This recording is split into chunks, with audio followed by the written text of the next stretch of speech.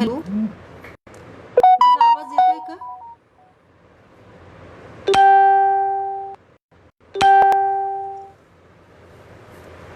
आवाज येतोय का माझा?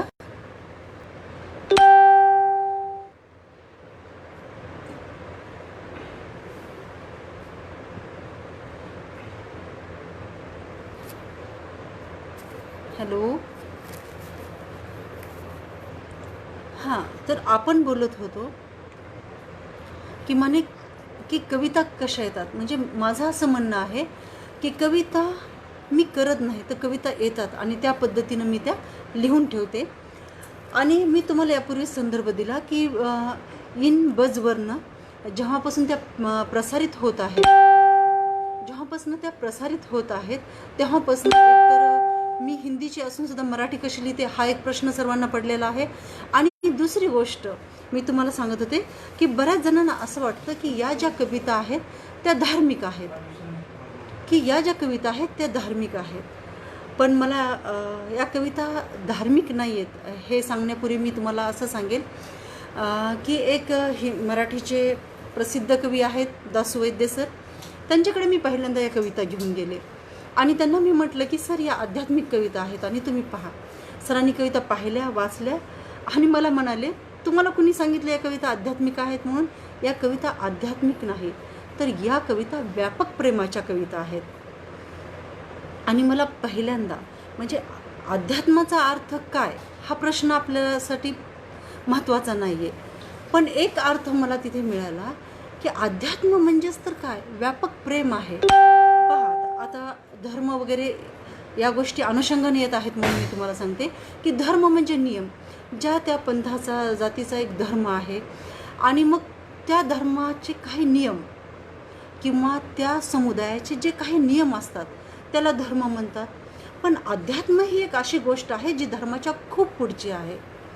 आता खरं पाहता याचं सिद्धांतिक विवेचन आपल्याला इथे करायचं नाही आहे की अध्यात्म कशाला म्हणतात, धर्म कशाला. धर्म म्हणजे नियम आणि अध्यात्म म्हणजे जी माझ्या बुद्धीनुसार परिभाषा आहे, व्याख्या आहे, म्हणजे एखाद्या आत्म्याने परमात्म्याला मिळवण्यासाठी जी केलेले प्रयत्न आहेत, जी साधना आहे ते अध्यात्म. पण खरं पाहता अब सर्वजण साधक नाही होऊ शकत. जे प्रपंचात लोक आहेत, जे संसारात आहेत ते सुद्धा खूप सारे आध्यात्मिक आहेत.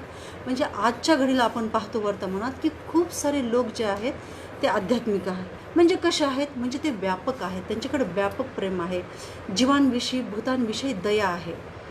सायदान जे ज्ञानेश्वर माऊलींनी मागितलं त्याचा जो अर्थ आहे तो ठीक अध्यात्म आहे. आता हे तर तुम्हाला समजलं. त्या दिवशी मला तो नवीन अध्यात्माचा अर्थ मिळाला की हो, या ज्या कविता आहेत आध्यात्मिक नव्हे तर याला आपण व्यापक प्रेमाच्या कविता म्हणू शकतो. बघा तुम्हाला एखादं मी उदाहरण देते. या ज्या कविता आहेत त्या असं म्हटलं जातं की माझ्या कविता धार्मिक आहेत किंवा भावांजलीच्या कविता ज्या आहेत ती देवी देवतांच्या कविता आहे असं काही जणांचं म्हणणं येतं. तर त्यामध्ये मी एक सांगू शकते की अध्यात्मामध्ये ईश्वर जो असतो तो राम असतो, कृष्ण असतो किंवा एखादा सगुण ईश्वर असतो, ईसा असतो, मसीहा असतो असं नाही. तर ती एक सर्वमान शक्ती असते आणि ती शक्ती प्रेमानं तिला प्राप्त करता येतं. जसं की सुफी कवी आपल्याकडे आहेत. सुफी कवियांनी काय केलं, फक्त प्रेमाला महत्त्व दिलं, बस इश्क. आणि त्या इश्कच्या माध्यमातून त्यांनी त्या ईश्वराला प्राप्त केलं आणि ते प्रेम हीच त्यांची साधना होती आणि तोच खरा अर्थ अध्यात्माचा आहे. आता इथे जो एक मी देवदूत नावाची कविता तुम्हाला ऐकून दाखवते की त्यामध्ये आता कुठं लक्षात नाही येणार किंवा कुठे संकेतही मिळतील की इथे वर्णन सूर्याचं आहे. पहा, कविता आहे देवदूत. सृष्टीवर तुझ्या अनंत हाताने, सृष्टीवर तुझ्या अनंत हाताने प्रकाशाचा गुलाल उधळत जेव्हा तुझे आगमन होते. सृष्टीच्या तुझ्या अनंत हाताने प्रकाशाचा गुलाल उधळत जेव्हा तुझे आगमन होते तेव्हा सृष्टी बिंदूच्या मोत्यांनी आपला शृंगार करते. अर्थातच ही सकाळची वेळ आहे. तू मुक्त हसतच प्रवेशतोस, तू मुक्त हसतच प्रवेशतोस जेव्हा पाना पानातून आणि फुला फुलातून.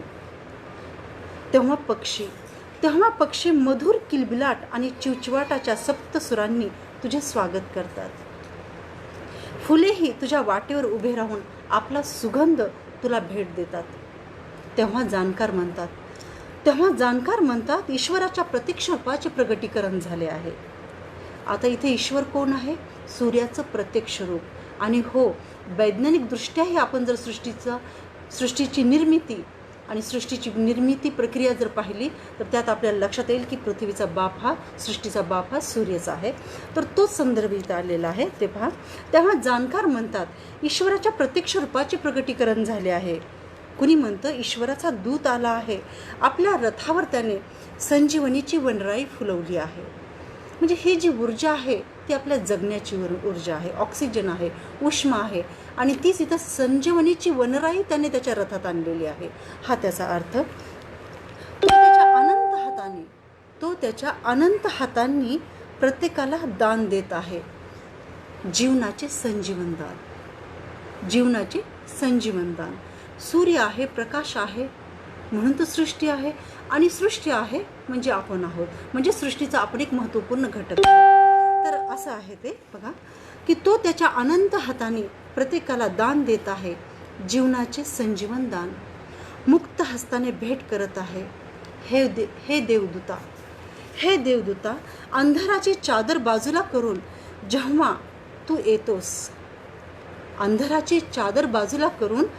तू येतोस तेव्हा नेत्राची ज्योती आणि तुझ्या प्रकाशाच्या स्निग्धतेने अंतःकरणाच्या देव्हारातील ज्योती प्रज्वलित होते. अंधाराची चादर बाजूला करून जेव्हा तू येतोस तेव्हा नेत्राची ज्योती आणि तुझ्या प्रकाशाच्या स्निग्धतेने अंतःकरणाच्या देव्हारातील ज्योती प्रज्वलित होते आणि माझा रोम प्रकाशित करते. सूर्याचं येणं, पहाटेचं आपण त्याच्याकडे पाहणं, आणि त्यामधून जो एक ऋणानुबंध तयार होतो, स्निग्धतेचा, प्रेमाचा, वात्सल्याचा, करुणेचा, त्याने काय होतं? माझा रोम प्रकाश होतो. आणि तुम्ही पहा, जेव्हा सकाळचा उगवता सूर्य आपण पाहतो तेव्हा आपली अवस्था कशी होते. आणि त्यातल्या त्यात जेव्हा आपण त्याच्याकडे, तो ईश्वराचं प्रत्यक्ष रूप आहे. आता ईश्वरही नको, तो त्या असीम सत्तेचं प्रत्यक्ष रूप आहे. या दृष्टिकोनातून आपण जर त्याच्याकडे पाहिलं, किंवा तो आपला जन्मदाता आहे, त्याच्यापासून आपण आहोत, या भावनेने जरी आपण सूर्याकडे पाहिलो तर पहा मग आपली अवस्था काय होते आणि आपल्याला काय भेटते तेच या कवितेत सांगण्याचा प्रयत्न केलेला आहे. म्हणजे या भावांजली कवितेमध्ये सर्वत्र ईश्वर आहे, तरी तो कुठंच नाही. ना तो राम म्हणून आलेला आहे, ना तो शिव म्हणून आलेला आहे, ना तो कृष्ण म्हणून आलेला आहे. म्हणजे ईसा आहे ना मसीहा आहे, तो कुठेच नाही. पण म्हणजे तो जो आहे तो अव्यक्त आहे. तो माझ्याशी बोलतोही, त्याचं सानिध्य मला जाणवतंही, तोच ह्या शब्दाच्या राशी मला बहाल करतो आणि मी त्याचा क्लार्क बनून लिहित राहते. अशा पद्धतीचा काहीसा भाव त्या याच्यामध्ये सर्वत्र मिळतो. पहा, आणखी आजच्या या वैज्ञानिक युगात जर सांगायचं झालं तर आणखीन एक कविता मी तुमच्यासमोर सादर करते. ही कविता अशी आहे की तुझ्या सेवेतील माझ्या उपस्थित तर मी माझे जीवन म्हणून स्वीकारले आहे. परत आहे का? तुझ्या सेवेतील माझ्या उपस्थितीला तर मी माझे जीवन म्हणून स्वीकारले आहे. म्हणजे तुझी सेवा करणे हेच मी स्वीकारले आहे, यालाच मी माझं जीवन म्हटलेलं आहे. मग ही सेवा कशा प्रकारची आहे? Service to man is service to God, हा या कवितेचा अर्थ आहे. माझ्या या हट्टाला, परत आहे का, तुझ्या सेवेतील माझ्या उपस्थितीला तर मी माझे जीवन म्हणून स्वीकारले आहे. माझ्या या हट्टाला नव्हे तर संकल्पाला तू बळ देतोस, म्हणून तर वेळोवेळी मी तुझी प्रार्थना करत आहे. तू माझ्यासोबत जे वाट स्वरूप नेमलेत ना, जे सहप्रवासी आहेत आपल्या जीवनातले, आपल्या परिवारातले असतील, समाजातील असतील, देशातील असतील, तू माझ्यासोबत जे वाटसरू नेमलेत ना, ते सहप्रवासी कमी आणि फार वेळा अपव्ययी अधिक ठरतात. त्रास देणारे सुद्धा ते ठरतात. पण मला तो स्वर्णमध्ये साधायचा असतो. पण मला त्यांच्याकडे लक्ष न देता मला तो स्वर्णमध्ये साधायचा असतो, जेव्हा विश्वासाठी तू करुणा भरलेल्या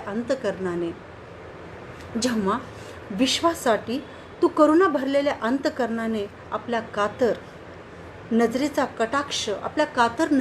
कटाक्ष लहान मोठ्यांवर, आंधळ्या पांगळ्यांवर, पशु पक्षी तसेच सजीव निर्जीवावर टाकतोस. तिथे पहिल्या रांगेत उभे राहून मला हा सोहळा फार जवळून पाहायचा असतो. कारुण्याने तुडुंब भरलेले नेत्राचे अलौकिक सौंदर्य प्रक्षेपित होणाऱ्या क्षणाचं साक्ष व्हायचं असतं. तुझे कारुण्य माझ्या ओंजळीतून मावेल तितके मी ओटीत भरत असते. आता इथे जे वर्णन आलेले आहे तर ते सुद्धा कुणाचे वर्णन आहे? अर्थातच ते उगवत्या आणि मावळत्या सूर्याचे वर्णन आहे. तो पृथ्वीच्या मागे जाताना किंवा आपल्याला काय म्हणता येईल, तो मावळताना आणि उगवताना जो अर्धगोल आपल्याला दिसतो तर तो मला त्या ईश्वराने अर्ध मिटलेले नेत्र दिसतात. त्याच्या समाधीस्थ ते नेत्र दिसतात, त्याची ती दृष्टी दिसते.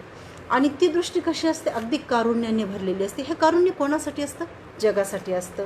म्हणून त्यावेळेला मग मी काय करते, कारण आपल्याला माहीत आहे बरेच जण सकाळी लवकर उठत नाहीत आणि संध्याकाळी फार कमी वेळा मावळत्या सूर्याला पाहतात किंवा दर्शन घेतात. मग अशा वेळेला त्याचं जे कारुण्य असतं ते मी काय करते, माझ्या ओंजळीतून मावेल तितके ओटीत भरते. त्या क्षणी अनुपस्थित असणाऱ्या तुझ्या लेकरांना वाटण्यासाठी हे कारुण्य मी झोळीत भरून घेते. कारण त्या क्षणी जे अनुपस्थित आहेत त्यांना मला ते बहाल करायचं असतं, त्यांच्याशी मला ते शेअर करायचं असतं. असा त्या कवितेचा अर्थ आहे. म्हणजे कुठेही तो आहे, पण कशा अर्थाने आहे? अव्यक्त अर्थाने आहे. बऱ्याच ठिकाणी या कवितेमध्ये संवादही आलेले आहेत आणि ते संवादही असे चमत्कारिक वाटावे असे आहेत. आजचं युग चमत्काराला न मानणारं आहे, पण माझं चॅलेंज आहे की अध्यात्म हे जे आहे तेही एक प्रयोगाचे शास्त्र आहे. कारण ज्या पद्धतीने विज्ञान आपण प्रयोगातूनच सिद्ध करून घेतो किंवा त्यालाच मानतो जे प्रयोगातून सिद्ध होते, अध्यात्मसुद्धा प्रयोगातून स्वीकारायला हरकत नाही. आणि आणखीन एक गोष्ट मी तरुणाईशी बोलू इच्छिते, तरुणाईंना सांगू इच्छिते की बऱ्याच वेळा असं म्हटलं जातं की मोक्ष आणि मुक्ती मिळण्यासाठी आपण धर्मग्रंथ वाचले पाहिजे, जप केलं पाहिजे, कर्मकांड केलं पाहिजे. पण खरं सांगू, हे सगळं थोतांड आहे.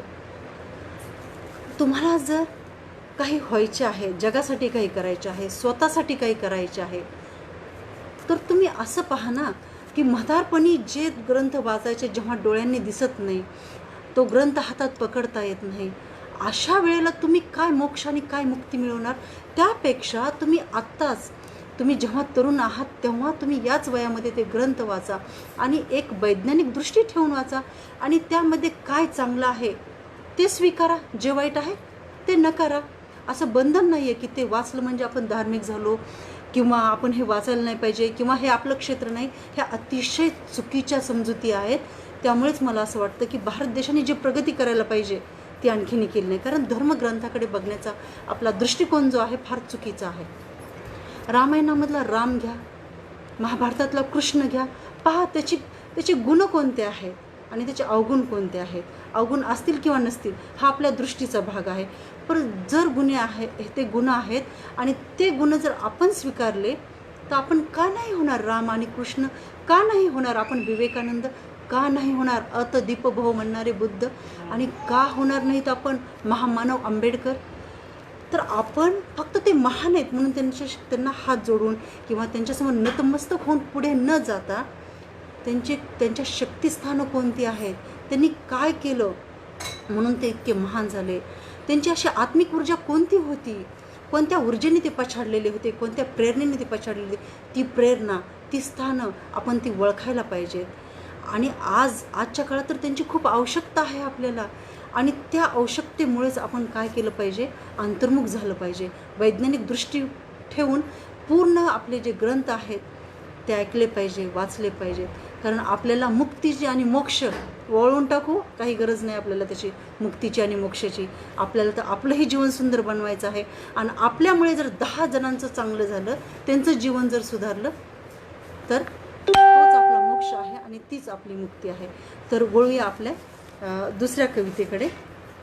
पहा, आता आपल्याला काम केल्याशिवाय तर भागत नाही किंवा मग असं म्हणता येईल की वर्क आणि हार्डवर्क ह्या स्पर्धेच्या युगात आपली गरज बनलेली आहे.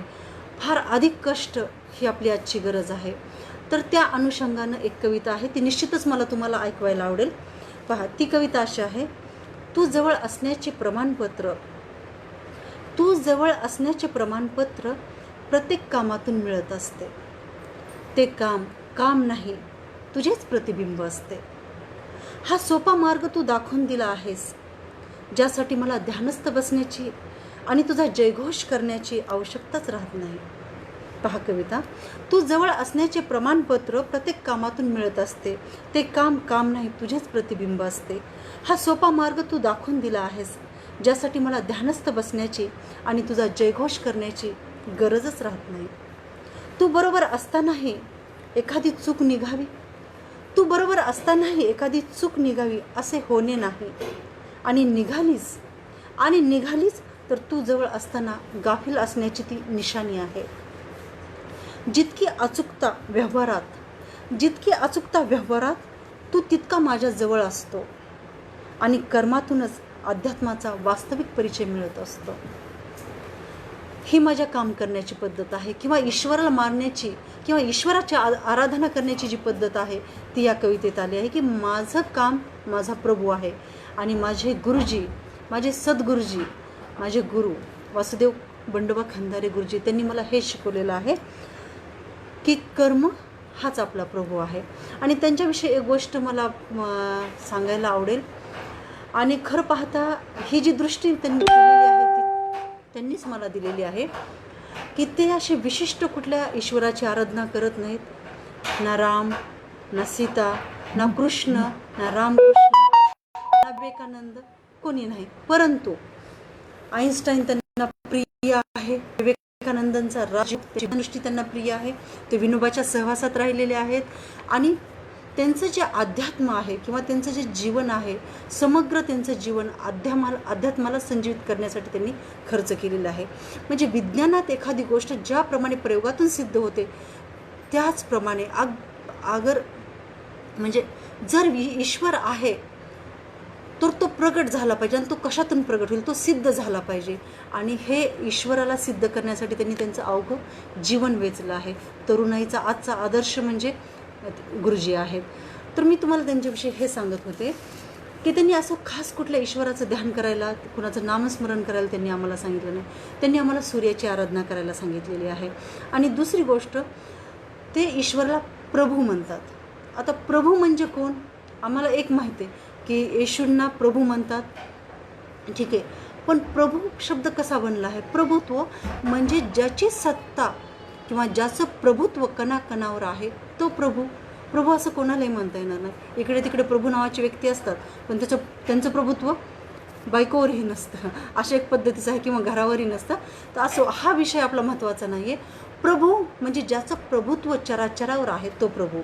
आता मग गुरुजी त्या असीम शक्तीला, जी ऊर्जा आहे, जी पॉवर आहे, तिला गुरुजी प्रभू म्हणतात. मग ती कोण आहे हा प्रश्नच तिथे उरत नाही. त्यामुळे मी माझ्या बहुतेक कवितेमध्ये प्रभू हा शब्दाचा उल्लेख केला आहे. प्रभू म्हणजे ती असीम शक्ती जिची सत्ता चराचरावर आहे, असा तो प्रभू.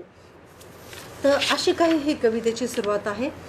आता पहिला व्हिडिओ जो झाला 10 मिनिटाचा, तो सर्वांनी तुम्ही ऐकला की नाही मला नाही सांगता येणार, कारण मध्येच तो डिस्कनेक्ट झाला आणि आपण परत सुरुवात केलेली आहे.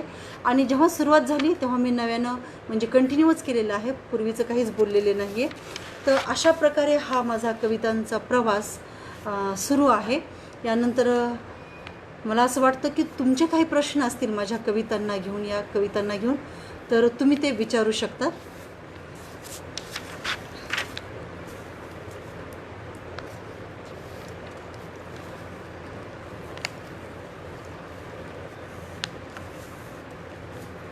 लक्ष्मण जगतापजी आलेले आहेत, थँक्यू.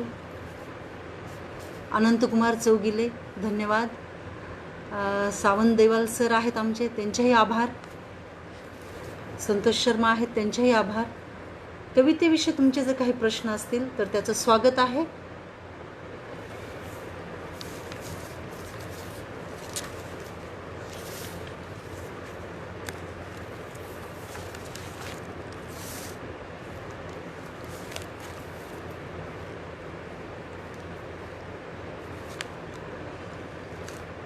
तुम्ही प्रश्न विचारा, तोपर्यंत बाकीच्यांना मी एक कविता ऐकवते. कवितेची माझी ही प्रक्रिया, अंतर्गत प्रक्रिया कशी आहे कवितेची, या कवितांच्या, भावांजलीच्या कविताच्या संदर्भात मी बोलत आहे. तर पहा, तुझ्यासमोर अस्वस्थ होऊन तुझ्यासमोर अस्वस्थ होऊन माझ्या दृष्टीने तुझ्या स्निग्ध डोळ्यात डोकावत. तुझ्यासमोर अस्वस्थ होऊन माझ्या दृष्टीने तुझ्या स्निग्ध डोळ्यात डोकावत आज्ञाधारकपणे विचारले, प्रभू, आज तुमच्या दिव्य लेखणीतून काय प्रगट करणार आहात?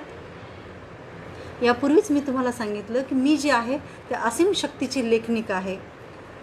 आणि तो प्रभू, ती असीम शक्ती ज्या पद्धतीने माझ्याकडे, आता ही प्रतिभाही असू शकते, ही कृपाही असू शकते, जो तो याला आपल्या आपल्या पद्धतीने याचा अर्थ लावू शकतो.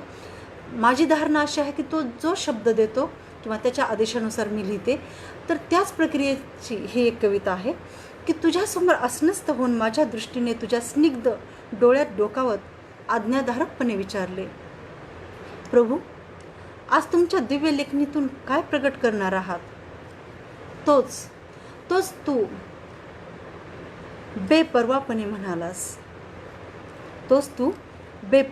म्हणालास. तू जे लिहिशील ती कविता. हाही माझ्यासाठी तुझा आदेशच होता. म्हणून मी लेखणी उचलली, पण दूरपर्यंत तूच होतास. मी लेखणी तर उचलली, पण दूरपर्यंत तूच होतास. असीम शांतीच्या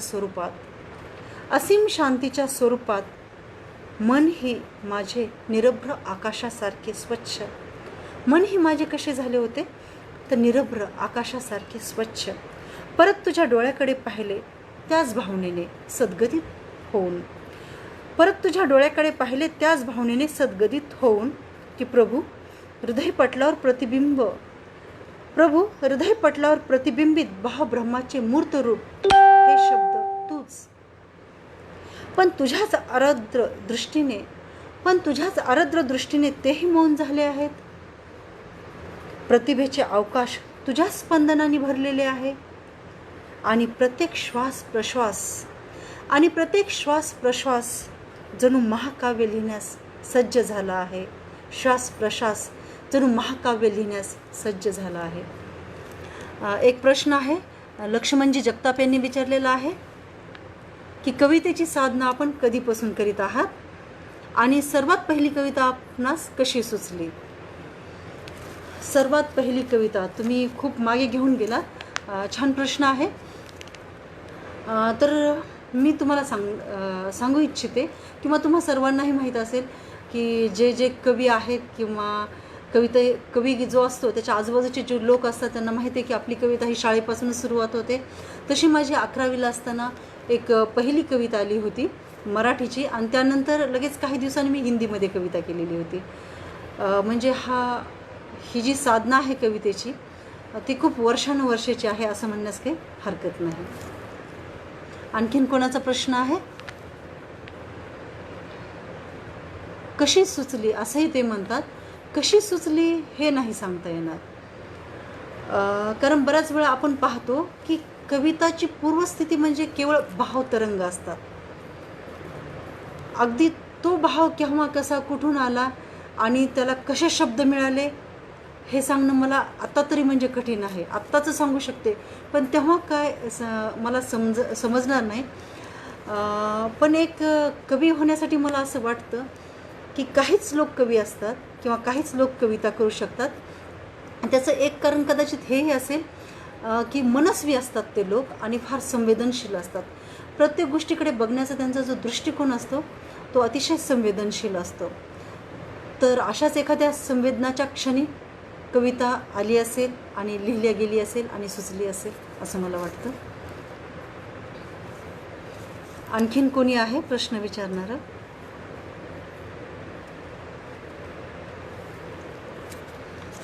तुमच्या प्रश्नांचं स्वागत आहे आणि मला आवडेल तरुणाईकडून येणाऱ्या प्रश्नांचं उत्तर देण्यासाठी. मी सज्ज आहे.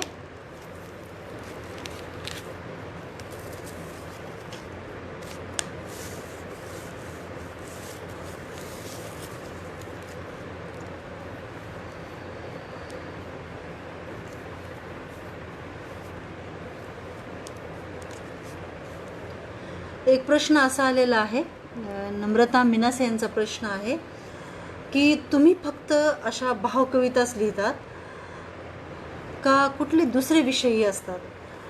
तर खूप सुंदर प्रश्न आहे तुमचा. आता केवळ सर्व व्यापक तो ईश्वर आहे. अगदी मातीपासून ते पार आकाशापर्यंत कवी हा कविता लिहू शकतो. म्हणजे माती, खडा, दगड, काय जे म्हणतात, गवत, पान, फूल, काहीही त्याचा कवितेचा विषय होऊ शकतो. त्याच्या कविताची प्रेरणा बनू शकते. तर मी मला सांगायला आवडेल की कालच एक कोरोनावरती कविता लिहिलेली आहे हिंदीमध्ये, आणि परवाच्या दिवशी एक गझल पण लिहिल्या गेलेली आहे. तर मला आवडेल की केवळ चराचरामध्ये जो आहे तो जरी असला, तो जरी माझा विषय असेल तरीसुद्धा म्हणजे अनेक अनंत विषय पण त्या मूडमध्ये येतात आणि त्या लिहिल्या जातात. हां, तुमचाही प्रश्न घेते मी. कालची एक जी गझल आहे ती मला तुम्हाला वाचून दाखवायला आवडेल. तर पहा, गझल अशी आहे. खुणा अजूनही जखमांच्या फेकून फुले मारून ताज्या करू नको. खुणा अजूनही जखमांच्या फुले फेकून मारू नको. मन रेंगाळलेले आणखीनही तिथेच वळून तू पाहू नकोस. भेट तुझी माझी कस्तुरी माझ्या मनातली, तू अत्तराची बरसात करू नको. भेट तुझी माझी कस्तुरी माझ्या मनातली, तू अत्तराची बरसात करू नको. आजही सुगंध ताजा त्या क्षणांचा, अशी फुले तू उधळू नको. देऊनी अश्रू सूर अवघे घेतले वेचूनी, तू नव्याने नवीन आलाप आता छेडू नको. उठल्या मैफिली अवघ्या तू नवा राग आता आळवू नको. पेटलेल्या रंगांनी भिजले अंतरंग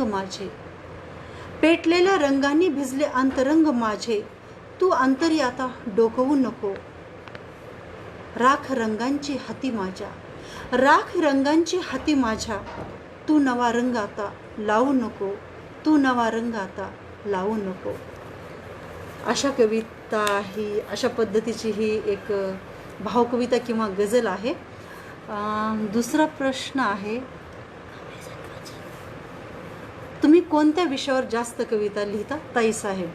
हा प्रश्न आहे कांबळे सातवजींचा. धन्यवाद सर. मी आत्ता सांगितलं की एका संवेदनशील व्यक्तीला, आता मी किती संवेदनशील आहे हे मला नाही सांगता येणार, परंतु कवीला कुठलंच बंधन नसतं, कुठल्याच विषय त्याच्यासाठी वर्ज्य नसतो. प्रत्येक क्षेत्र त्याच्यासाठी ते स्वागताचं असतं. जिथं त्याच्या संवेदनांची आणि त्या घटनेची, त्या वस्तूची टक्कर होते, तिथे कविता जन्मत असते. तर भावकविता या मला फार आकर्षित करतात. तशा काही सामाजिक कविताही आहेत, पण सामाजिक कविता या फार तर हिंदीमध्ये आहे. मराठीतल्या ज्या कविता आहेत त्या भावकविता आहेत, आणि जसं की आत्ता सांगितलं, व्यापक प्रेमाच्या कविता आहेत की ज्यामुळे एक सोशल टच त्या कवितांना मिळालेला आहे. व्यापक करुणेचा एक हलकासा प्रवास त्यामध्ये आपणास पाहायला मिळतो. आणखीन प्रश्न?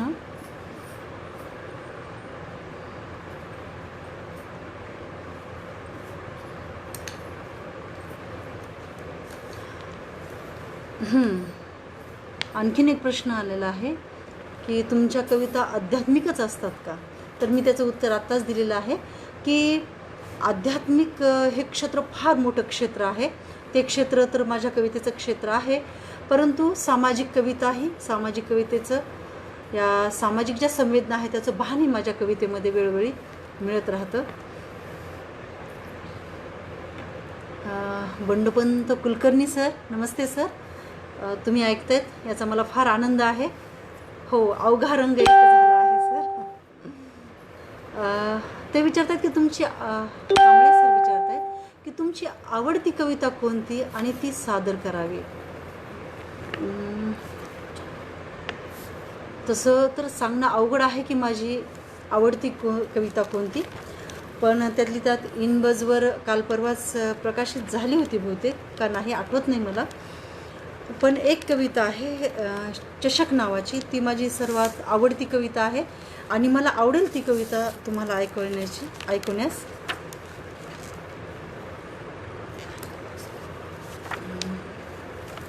एकच मिनिट.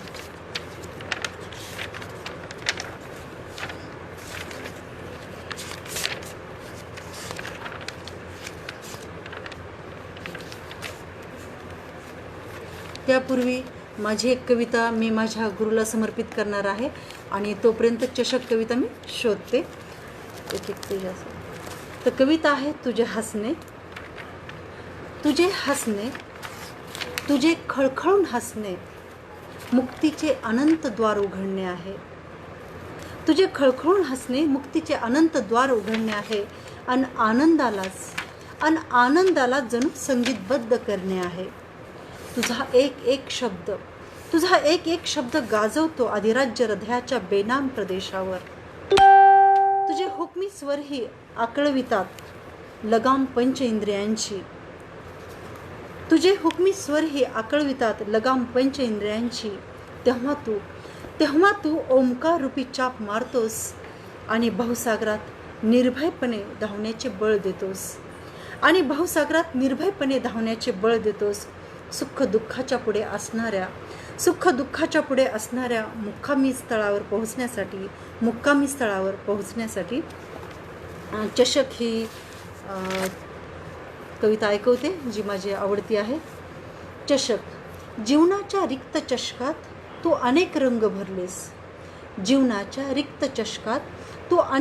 भरलेस, तरीही हा चषक झाला नाही. जीवनाच्या रिक्त चषकात तू अनेक रंग भरलेस, तरीही हा चषक शोभिवंत झाला नाही. पहाटेची किरण आणि संध्याकाळची लालिमा तू यामध्ये टाकलीस. पृथ्वीचे अश्रू आणि चंद्राचे शीतल चांदणेही तू यामध्ये टाकलेस. तरीही हा चषक रिकामाच आहे. नवरसाचे स्रोत तू मला दिलेस, तरीही तो निरस आहे. तो कोणता रस आहे जो याला आपण चषक असल्याचा अभिमान मिळवून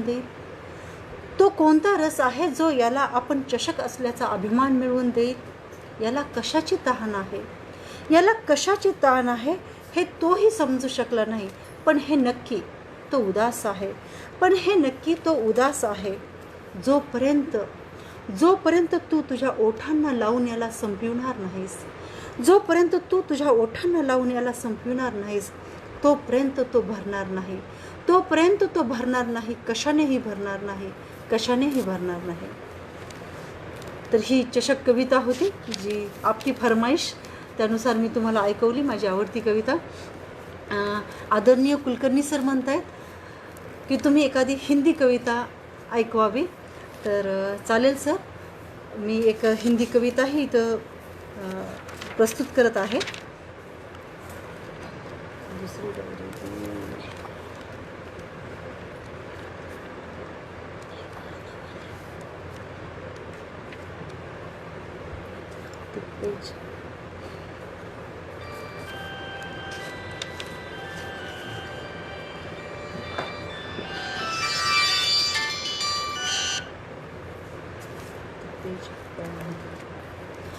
कविता अशी आहे.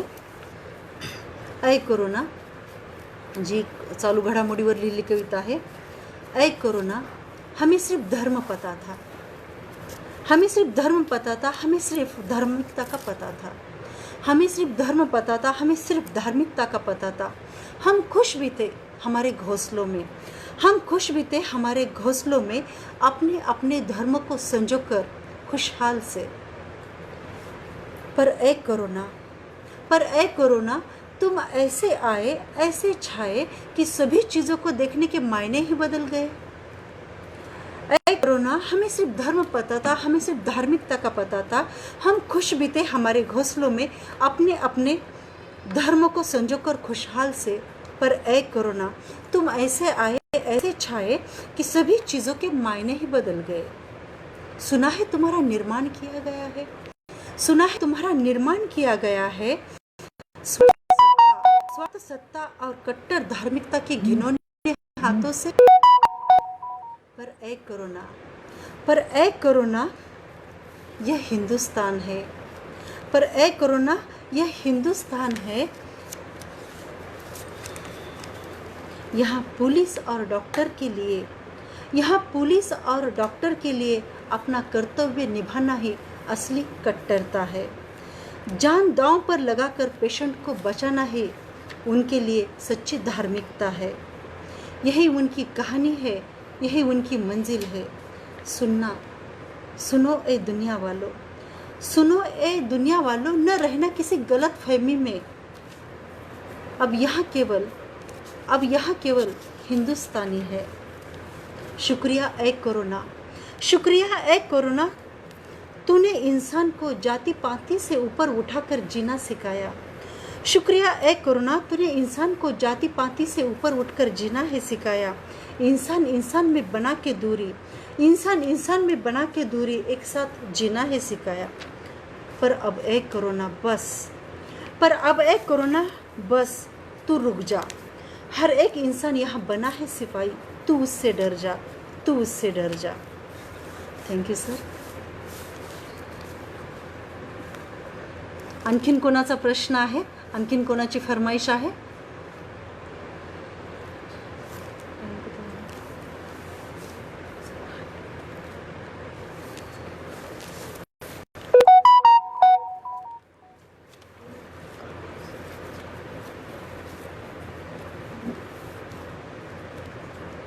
धन्यवाद कांबळे सर, धन्यवाद. नक्कीच सर्वांनाच तो चषक मिळो आणि सर्वांचाच चषक भरो. कारण जीवनाचं रिक्तत्व हे आपण पाहतो की सर्व स्तरामध्ये आहे, प्रत्येकाच्या जीवनात आहे आणि त्या असीमच्या कृपेने ते सर्वांचं जीवन सफल हो, समृद्ध हो. जो जे वांछील तो ते लाहो, असं जे माऊली म्हणतात पूर्ण व्हावेत आणि सर्वांचे आपले जीवनाचे चषक भरून जावे अशी मी प्रार्थना त्याच्या चरणी करते.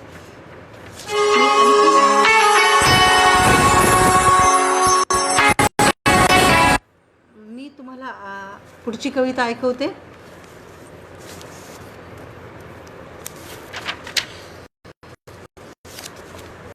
कविता अशी आहे. तुझ्या प्रती असलेल्या निष्ठांना तू तुझ्यासमोर